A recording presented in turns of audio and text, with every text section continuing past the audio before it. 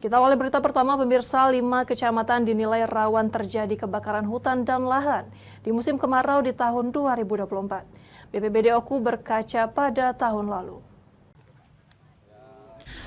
Badan Penanggulangan Bencana Daerah Ogan Komering Ulu menyiapkan sedikitnya 188 personil menghadapi musim kemarau mendatang. Selain menyiapkan personil, BPBD Oku telah memetakan beberapa kawasan yang dinilai rawan kebakaran hutan dan lahan, termasuk lahan gambut yang berada di Kecamatan Sinar Peninjauan Oku. Kepala BPBD Oku mengaku yakin pihaknya bisa mengatasi seandainya terjadi karhutlah di beberapa wilayah di Oku. Dirinya pun memastikan peralatan dan kendaraan yang telah mereka miliki telah siap untuk memadamkan api dan mengantisipasi kebakaran lahan.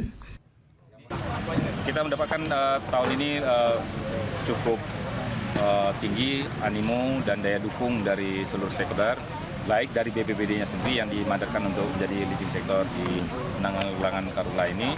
Kita punya sekitar 188 unit personil dan beberapa peralatan pendukung dari kepolisian yang disiagakan lebih kurang 100-an personil, dan juga dari TNI Polri hingga jajaran Babin.